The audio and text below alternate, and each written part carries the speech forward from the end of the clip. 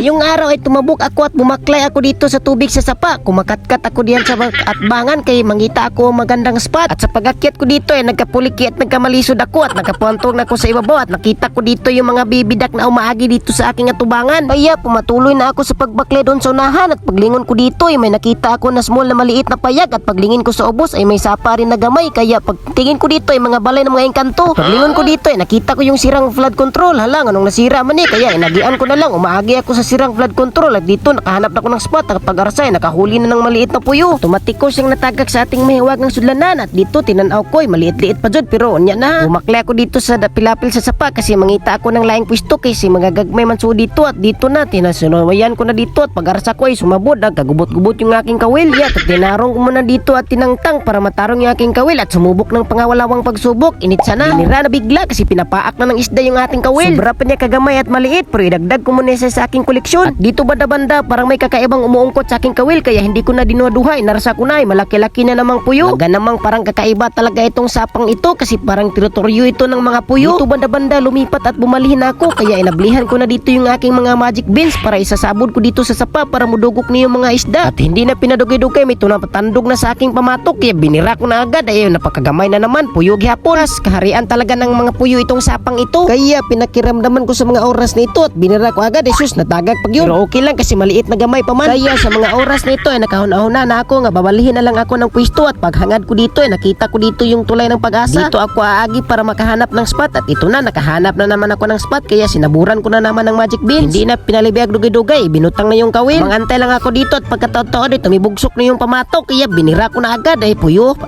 lang gihapon jud. Kakaiba talagang sapa na ito mga puyo lang talaga yung mga naghari pero okay lang kahit puyo kasi masarap naman itong isigang. Masarap ito gawing sinigang o kaya inihaw na sinugba. Jack na mabubungkag at mapupusgay na naman ang bahaw mo. Dito banda-banda sa spot sa area na ito dito ako nakarami ng huli ng mga puyo. Parang dito sila nagtatapok at nananahanan na namuyo sila dito dapita. Si talagang napakasirok talaga nila. Mapay pagbutang na yung kawil at titibugsuki na. Kakainin na nila yung kawil mo yung pamain. Kaya agad-agad yalit nang bibirahin. At itong isda na puyo ni ito talagang maghihinay ka talaga. Magdahan-dahan ka sa paghawak kasi yung kanyang mga silik at yung iyang mga palikpik yung kanyang hasang ay napakatalinis talaga. Napakahait, masamaran at masugatan yung kamay kapag hindi ka naghinay-hinay ng dahan-dahan. At umuwi na pala ako ngayong oras na ito at ito na yung mga huli kong mga puyo. Wala talagang kakaibang isda dito na nasagol. Puros puyo ra dyan. Sa mga puntong ito ay binigyan ko lang muna sila ng mga chance. Pinakawalan ko lang muna.